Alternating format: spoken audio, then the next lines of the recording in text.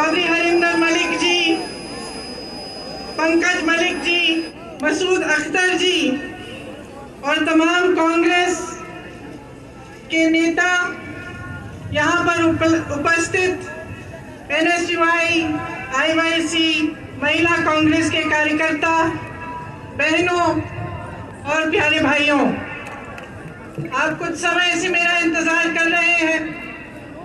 मलिक जी ने कहा कि यहाँ आकर आप पर मैंने एहसान किया है। मैं कहना चाहती हूँ कि यहाँ आना मेरा कर्तव्य है, मेरा धर्म है और मैं किसी पर इस एहसान नहीं कर रही हूँ। बहुत बार कहती हूँ, हर नेता को ये एहसास होना चाहिए कि सबसे बड़ा एहसान उस पर जनता करती है। मुझे ये एहसास अच्छी तरह से है। आप यहाँ उपस्थित हैं, मेरी बातों को सुनने आए हैं, इसलिए आपका बहुत बहुत धन्यवाद। देखिए, देश की जो स्थिति है वो शायद मेरे से अच्छी तरह आप सब जानते हैं। एक ऐसा समय आया है कि 90 दिनों से लाखों किसान इस देश की राजनीति में के बाहर, दिल्ली के बाहर बैठे हुए हैं, संघर्ष कर रहे हैं, आंदोलन कर रहे हैं। 215 किसान शहीद हुए, बिजली काटी गई, पानी रोका गया, उन्हें मारा गया, पीटा गया। वे शांति से बैठे थे। देश की राजधानी की सीमा को इस तरह बनाया गया जैसे देश की सीमा थी। तमाम पुलिस की फोर्स लगाई गई, किसानों को प्रताड़ित किया गया। जो किसान अपने बेटे को देश की सीमा पर देश की रखवाली करने के लिए भेजता है, उस किसान को अपमानित किया गया, उसे जलील किया, उसे देशद्रोही कहा, आतंकवादी कहा। प्रधानमंत्री जी ने पूरे संसद के सामने उसका मजाक उड़ाया, उसे परिजीवी कहा, आंदोलन जीवी कहा। देखिए, इंसान की तरह देश का भी एक हृदय होता है। उस हृदय के धड़कने से देश जीवित होता है। मेरा मानना है कि हमारे देश का हृदय, उसका दिल किसान है, जो जमीन से जुड़ा है, जमीन को सींचता है, उसे उपजाऊ बनाता है, इस देश का अन्नदाता है, इस देश को जीवित करता है। लेकिन आज जब चौधरी टिकैत जी के आंखों में आंसू आते हैं तो हमारे प्रधानमंत्री जी के होठों पर मुस्कुराहट आती है, उन्हें मजाक सूझता है। आज किसान के घरों से लूट हो रही है और प्रधानमंत्री जी के 2 पूंजीपति मित्रों को पूरी छूट दी गई है। आपके सामने आकर प्रधानमंत्री जी ने बार बार हर चुनाव में ये वादा किया था कि गन्ने का भुगतान आपको दिया जाएगा। उन्होंने कहा था आपकी आमदनी दुगनी होगी। मैं आपसे पूछना चाहती हूँ, दुगनी हुई?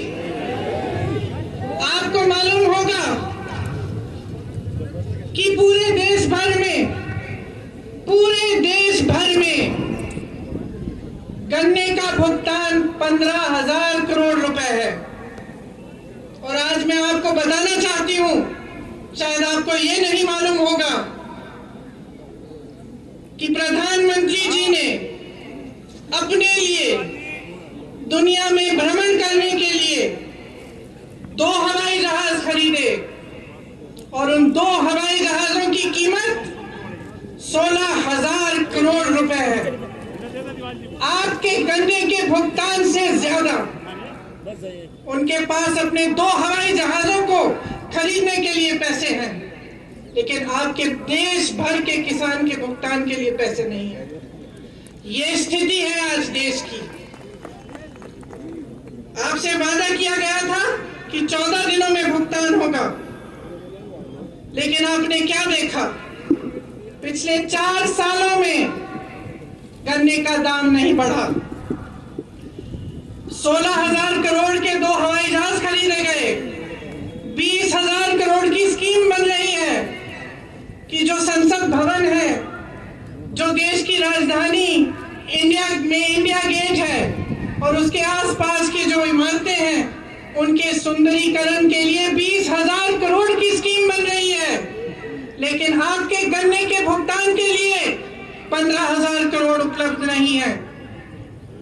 डीजल आपको 2018 में 60 रुपए में मिलता था, आज कहीं 80 रुपए, कहीं 90। डीएपी 1100 रुपए में मिलता था, आज 1200 रुपए का है। बिजली के बिल बढ़ते चले जा रहे हैं, गैस सिलेंडरों की कीमत बढ़ती चली जा रही है, मगर आपके गन्ने के दाम आपको नहीं मिल रहे हैं, वो वही का वही है। मैं कुछ दिनों पहले बिजनौर गई, कुछ किसानों ने मुझे पर्चियां दिखाई। शायद उसी दिन जो नया दाम है वो जारी किया गया था, उससे पहले की पर्चियां दिखाई, उस पे 000 लिखा था। आपको मालूम होगा कि भाजपा सरकार ने पिछले साल डीजल पे जो टैक्स लगाई, उससे 3.5 लाख करोड़ रुपए कमाए। मैं पूछना चाहती हूं, कहां गए वो रुपए? 2014 से अब तक मोदी सरकार ने पेट्रोल डीजल पर टैक्स बढ़ाकर, आपको मालूम नहीं होगा, 21,50,000 रुपए कमाए। मैं पूछना चाहती हूं, कहां गया वो पैसा जिसका हक है, जो दिन रात इस देश के लिए काम करता है, जो अपने पसीने से, अपने खून से इस देश को सींचता है, उसको क्यों नहीं मिला है ये पैसा? नौजवान को क्यों नहीं मिला? रोजगार क्यों नहीं दिया? और जब वही किसान प्रताड़ित होकर अपनी समस्या लेकर आपके पास आया, तो आपने उसकी बात क्यों नहीं सुनी? दिल्ली का बॉर्डर नरेंद्र मोदी जी के घर से कितना दूर है? 5-6 किलोमीटर दूर होगा। और वही प्रधानमंत्री जो अमेरिका जा सकते थे, पाकिस्तान जा सकते थे, चीन जा सकते थे, जिन्होंने पूरी दुनिया में भ्रमण किया, वो उन लाखों किसानों के पास नहीं जा पाए, उनके आंसू पहुंच नहीं पाए, उनकी बात नहीं सुन पाए। क्यों? क्योंकि उनकी राजनीति सिर्फ अपने लिए है, अपने लिए और अपने खरबपति पूंजीपति मित्रों के लिए है। इसी समय जब पूरा देश तड़प रहा है, किसान तड़प रहा है, भुगतान नहीं हो रहा है, इसी साल में अगर आप देखेंगे कि इन 1-2 खरबपति जो दाम चाहते हैं वही देंगे, जब खरीदना चाहते हैं तभी खरीदेंगे, जब बेचना चाहते हैं तभी बेचेंगे। दूसरे कानून में लिखा है कि कॉन्ट्रैक्ट फार्मिंग होगी। कॉन्ट्रैक्ट फार्मिंग का क्या मतलब है? इसका मतलब है कि आपके गांव में, आपके जिले में आकर बड़े बड़े खरबपति आपके साथ एक सौदा कर सकते हैं कि देखिए आप 10 लोग हैं, आप हमारे लिए गन्ना उगाइए, जब गन्ना उग जाएगा हम आपको इसके लिए 500 रुपए देंगे। लेकिन जब आप उसको उगाएंगे तो अगर उस खरबपति का मन हो तो वो आपसे कह सकता है कि ना मैं आपको 500 रुपए दूंगा और ना मैं आपका गन्ना चाहता हूं। उसको कहने की अनुमति है, वो कुछ भी कर सकता है। क्यों? क्योंकि इस कानून के तहत आपकी कोई सुनवाई नहीं है। अगर आप अदालत में जाना चाहेंगे, उसकी शिकायत करना चाहेंगे, तो आप सिर्फ एसडीएम के पास जा सकते हैं और उनके ऊपर जो एक अधिकारी है उनके पास जा सकते हैं, लेकिन आप अदालत नहीं जा सकते। आप अपने हक के लिए लड़ नहीं सकते, ये लिखा है उस कानून में। तो आप सोच सकते हैं कि एक तरफ आप और आपकी छोटी सी खेती और दूसरी तरफ प्रधानमंत्री के बड़े बड़े खरबपति मित्र, आप बताइए किसकी सुनवाई होगी? ये जो नए कानून बनाए गए हैं, इन कानूनों के तहत न्यूनतम समर्थन मूल्य खत्म होगा, सरकारी मंडियां खत्म होगी, आपके हक खत्म होंगे। और जिस तरह से इन्होंने इस पूरे देश को अपने 2-3 मित्रों को बेचा है, उस तरह आपको, आपकी जमीन को, आपकी कमाई को, ये अपने मित्रों को, अपने खरबपति मित्रों को बेचना चाह रहे हैं। तो ध्यान रखिए और आप जागरूक हैं। मैं जानती हूं आप कितना संघर्ष कर रहे हैं। जैसे पंकज जी ने कहा, सिर्फ पूरा देश नहीं, पूरी दुनिया देख रही है। और कभी कभी लगता है कि हमारे प्रधानमंत्री जी जैसे पुरानी कहानियों में अहंकारी राजा होते थे, तो जैसे जैसे उनकी सत्ता बढ़ती चली जा रही थी, वो अपने महल में बंद हो जा रहे थे। लोग उनके सामने सच्चाई कहने से डरने लगे, उनके सामने गिड़गिड़ाने लगे, उनका अहंकार बढ़ने लगा। ऐसा लगता है कि हमारे प्रधानमंत्री जी भी एक तरह से उन्हीं अहंकारी राजाओं की तरह बन गए हैं। उनको ये भी समझ नहीं आ रहा है कि जो जवान इस देश की सीमा को सुरक्षित रखता है, वह जवान किसान का बेटा है। उस जवान का आदर करना चाहिए, किसान का आदर करना चाहिए। और जब महीनों से संघर्ष चला आ रहा है, वही देशवासी जिसने प्रधानमंत्री को सत्ता दी, जिसने उन्हें प्रधानमंत्री बनाया, उन्हें समझ में नहीं आ रहा है कि उनकी सुनवाई होनी चाहिए, कि आपसे बातचीत होनी चाहिए। वो कहते हैं कि ये कानून आपके लिए बना है, किसानों के लिए बना है। तो क्या वो बता सकते हैं कि किस कानून, किस किसान ने बनाया, किस किसान से बात की? और अगर पूरे देश भर का किसान कह रहा है कि भाई प्रधानमंत्री जी, हमें ये आपका कानून नहीं चाहिए, वापस ले लीजिए इसको, तो वो वापस क्यों नहीं ले रहे हैं? इस कानून को रद्द क्यों नहीं कर रहे हैं? आज मैं इस धरती पे खड़ी हूं, ये एक पवित्र धरती है।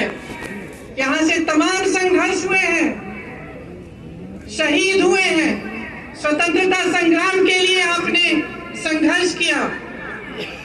मेरे से पहले शायद मलिक जी ने कहा कि 1987 में किया था, तो एक सरकार आपके सामने झुकी थी। वो मेरे पिताजी राजीव गांधी की सरकार थी।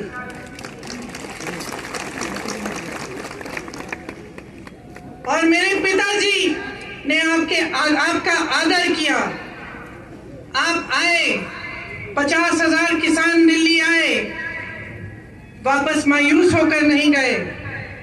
सरकार ने आपकी बात सुनी, आपकी मांगे पूरी करी।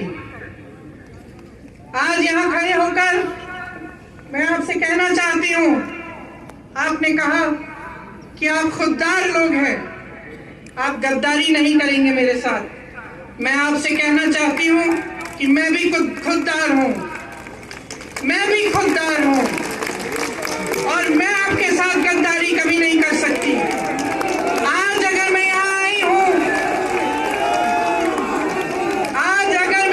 आई हूं तो राजनीति के लिए मुंह दिखाने नहीं आई हूं। पिछले साल यही मुजफ्फरनगर आई थी, आप संकट में थे, आपको याद होगा। आपके बेटे उस समय भी शहीद हुए थे, आज भी शहीद हो रहे हैं। मैं उस समय भी यहाँ आई थी, मैं आज भी आई हूँ और मैं बार बार आती रहूंगी। जब आप संकट में होंगे मैं आपके साथ खड़ी रहूंगी। जब आपको दुख लगेगा कांग्रेस पार्टी आपके साथ खड़ी रहेगी। जब आप संघर्ष करेंगे हम आपका संघर्ष उठाएंगे, हम आपके साथ संघर्ष करेंगे। मैं आपसे कहने आई हूँ कि आप पीछे मत हटिए। ये सरकार मजबूर होगी, ये सरकार मजबूत नहीं है, दुर्बल है, क्योंकि अपनी ही जनता अपने ही देश की आवाज नहीं सुन पा रही है। ये सरकार पीछे हटेगी, इनको पीछे हटना पड़ेगा। जय जवान।